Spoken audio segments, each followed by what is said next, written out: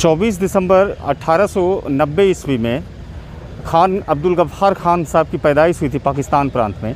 चूँकि उसमें भारत और पाकिस्तान एक ही थे और अहिंसा के प्रयोग के लिए माने जाते थे। ब्रिटिश साम्राज्य जिस समय यहाँ पर चल रहा था या ब्रिटिश शासन काल चल रहा था, तो अंग्रेज़ों से लड़ने में इन्होंने काफ़ी खास मशक्क़त की थी और कई एक किताबें भी लिखी थी, जिसमें खुदाई खिदमतगार एक प्रमुख किताबें थे। हमारे साथ शहबाज साहब हैं जो कि सीमांत गांधी फाउंडेशन के एक तरह के यहाँ संस्थापक हैं, एनजीओ चलाते हैं। हम जानेंगे शहबाज साहब से कि खान अब्दुल गफ्फार साहब की क्या विशेषताएं थी जिस तरह से इतिहास के पन्नों में उसे उपेक्षित रखा गया। कुछ कहना बताएं आप। ये बेसिकली सामाजिक एकता के प्रतीक हैं। इन्होंने अपने जन्म काल से ही सामाजिमतलब एकता का काम किया। बचपन से ही सामाजिक एकता ये मतलब जब होशियार हुए 16 साल के उम्र में फौज में भर्ती हो गए। भाई और इनके परिवार के लोग चाहते थे कि डॉक्टर बने, लेकिन यह बिरले आदमी थे जो देश की आज़ादी के लिए तो करते ही थे। तो जब इसमें चले गए, फौज में चले गए, तो एक हिंदू साथी को अंग्रेज़ पदाधिकारी प्रताड़ित कर रहा था, उन्हें लज्जित कर रहा था, तो उन्होंने फौज से इस्तीफ़ा दे दिया और उन्होंने एक कसम खाई कि हम समाज में एकता कायम करके ही देश से अंग्रेज़ों को भगा सकते हैं। तो यह सामाजिक एकता के प्रतीक हैं। अभी भी मैं जो महसूस करता हूँ कि सामाजिक एकता ही राष्ट्र बल है। हमारे बीच जितने भी लोग हैं बैठे हुए, ये सभी समुदायों से हैं, वंचित हैं और क्या कहा जाए कि रिक्शा पुलर हैं।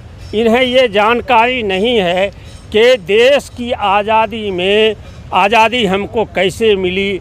जे देश की आज़ादी में गांधी जी और सीमांत गांधी एवं अन्य महापुरुषों का जीवन कैसा रहा, किस परिस्थिति से गुजरते थे। सीमांत गांधी जी को क्या नाम है, अंग्रेज़ पुलिस पकड़ती है जेल में डालने के लिए। मात्र ये अपराध है कि इन्होंने ये सच बोलने का प्रयास किया और कहा कि भाई अब हम ऐसे नहीं जीवित रह सकते हैं, हम गुलामी को कतई बर्दाश्त नहीं कर सकते हैं। तो उन्हें अरेस्ट किया गया। उनके हाथ में जब हथकड़ी लगाई गई तो इतने सेहतमंद थे कि उनके हाथ में हथकड़ी नहीं हट रहा था, तो मतलब किसी तरह से उनके हाथ को छीला गया और तब जा कर के उनके हाथ में हथकड़ी पहनाई गई, पाँव में बेड़ियाँ लगाई गई। इतने सेहतमंद थे कि बेड़ी अट नहीं रहा था और खून छलक पड़ा। इसी ऐसे व्यक्ति जो काफ़ी शक्तिशाली होते हुए भी बहुत ही धैर्यवान थे, उनके ऊपर कितना ही जुल्म हुआ लेकिन आह तक नहीं किया कि ऐसे शख्स का आज हम यौम पैदाइश मतलब जन्म दिवस मना रहे हैं। जी, हमारे साथ एक और शख्स हैं सईद अनवर साहब, जो इतिहास के काफ़ी अच्छे जानकार हैं और पत्रकारिता के क्षेत्र में भी काफ़ी गहरा अनुभव रहा है। भागलपुर में पिछले कई सालों से अलग अलग अखबारों में और पत्रिकाओं में, साथ ही जो चैनल्स हैं उनमें भी काम किए हैं और इतिहास के काफ़ी जानकार हैं। सईद साहब से मैं जानना चाहूँगा, जिस तरह से अभी 22 दिसंबर को मौलाना मजरुल हक साहब की भी जन्मदिन थी और ख़ास तौर से इतिहास के पन्नों में जिस तरह से उसे उपेक्षित रखा गया, जो स्थान नहीं मिल पाया, और आज खान अब्दुल गफ्फार साहब खान के भी आज जन्मदिन है। जैसा कि शहबाज साहब ने कहा कि भाई राष्ट्रीय एकता ही राष्ट्रबल है, सामाजिक एकता ही राष्ट्रबल है। ये क्या वजह है जो मुस्लिम स्वतंत्रता सेनानियों को और बड़े बड़े नामों को भारतीय इतिहास के पन्नों में कम जगह मिली? बोलिए। हाँ, पहले तो खान अब्दुल गफ्फार खान साहब जो सीमांत गांधी, फ्रंटियर गांधी के नाम से जाने जाते हैं, उनको मैं नमन करता हूँ, उनको खिराज अक़ीदत। आज उनकी यौम पैदाइश है, उनकी यौम विलादत है। ये वही खान अब्दुल गफ्फार खान हैं जो पठान हैं और उत्तर पश्चिम का पूरा इलाका वो पठानों से पटा हुआ है, जो अपने जो गुस्सैल स्वभाव के लिए जाने जाते थे। लेकिन ये हकीकत में वास्तविक अर्थों में गांधी जी के सत्य और अहिंसा के सबसे बड़े शागिर्दों में, शिष्यों में अगर कोई भारत में स्वतंत्रता सेनानियों में कोई फहरिस्त में था तो खान अब्दुल गफ्फार खान साहब था, खान अब्दुल गफ्फार साहब थे। गांधी जी के पद चिन्हों पर अगर शागिर्दी में कोई चला तो खान अब्दुल गफ्फार खान साहब चले। और 1930 में जब नमक सत्याग्रह पूरे देश में चल रहा था, सत्याग्रह हो रहा था, द्वितीय सविनय अवज्ञा आंदोलन, उत्तर पश्चिम में जब यहाँ एक रेजिमेंट को भेजा गया दमन के लिए, सप्रेस करने के लिए, चंद्र सिंह गढ़वाली जो रेजिमेंट के कमांडर थे, तो उन्होंने जो सत्य और अहिंसा के पैरोकार पठानों पर गोली चलाने से मना कर दिया। ये पठानों का सादशता और उनका सत्य के प्रति और ईमानदारी के प्रति एक समर्पण था। और ये समर्पण अब्दुल गफ्फार खान साहब ने उन पठानों को सिखाया कि सत्य के लिए अगर तुमको गर्दन भी कटाना पड़े तो कटा लेना, लेकिन झुकाना मत। और ये जो अब्दुल गफ्फार खान साहब थे, जो भारत और पाकिस्तान जो 15 अगस्त 1947 को जो आज़ाद हुआ, तो सबसे ज़्यादा अगर कोई मरमाहत हुआ, सबसे ज़्यादा जिसका दिल मसला मरोड़ पैदा हुआ, तो उनमें खान अब्दुल गफ्फार खान साहब थे। उन्होंने गांधी जी को कहा कि देखिए, ये भारत से जो आप एक अलग राष्ट्र पाकिस्तान बनाया, ये ठीक नहीं किया है, और आप हमको पाकिस्तान भेज रहे हैं, उन भेड़ियों के बीच में भेज रहे हैं जहां मैं सुरक्षित नहीं हूं, मैं भारत में सुरक्षित रहूंगा।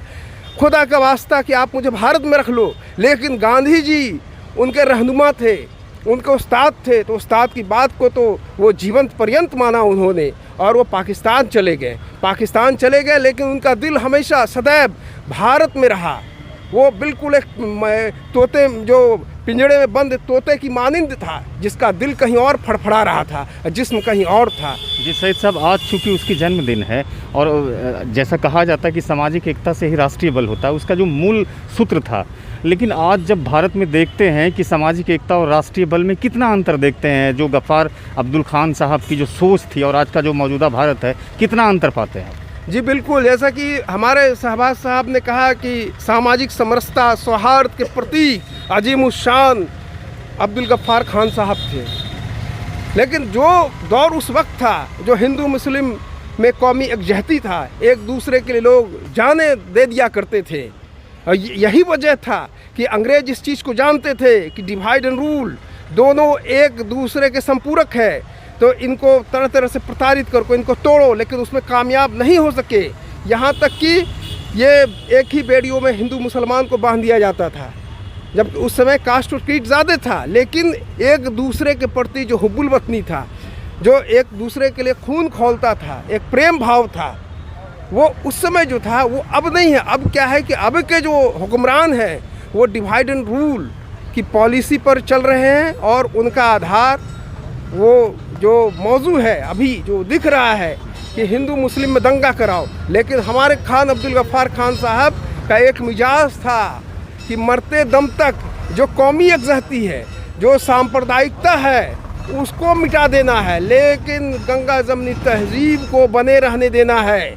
लेकिन अफसोस की बात है कि खान अब्दुल गफ्फार खान साहब का ये जो सोच था, वो जो है संकल्पना जो आज़ाद भारत में उन्होंने देखा था, वो सब का सब धूमिल हो गया, धूल धूसरित हो गया। लेकिन जो गरीब भाइयों के लिए उन्होंने जो कुर्बानियाँ दी, जो समाज के हाशिए पर जो हमारे भाई लोग हैं, तो आज भी उनकी संकल्पना का जो है जो मौजू है वो बरकरार है, ज़िंदा है। और हम उम्मीद करते हैं कि आने वाला जो दिन होगा वो खान अब्दुल गफ्फार खान साहब के पद चिन्हों पर भारत का जो है संविधान तय होगा, और भारत फिर एक बार जो है गंगा जमनी जो तहजीब पुराने दौर में था वही बहेगा। धन्यवाद। जी बिल्कुल। तो ये संयुक्त रूप से यहाँ के वक्ताओं ने जिस तरह से कहा कि सामाजिक एकता ही राष्ट्रीय बल है, पाकिस्तान का जो विभाजन हुआ 1947 में, उस वक्त और इस वक्त में काफ़ी अंतर है। यहाँ के पॉलिटिशियंस ने और नेताओं ने ख़ास तौर से समाज को बांटने का काम किया। आज की इस वीडियो में बस इतना ही। हमारे कैमरे के पीछे कैमरामैन साहब थे। इस वीडियो को जो भी फेसबुक पर और यूट्यूब पर देख रहे हैं उसे लाइक करें, सब्सक्राइब करें। धन्यवाद।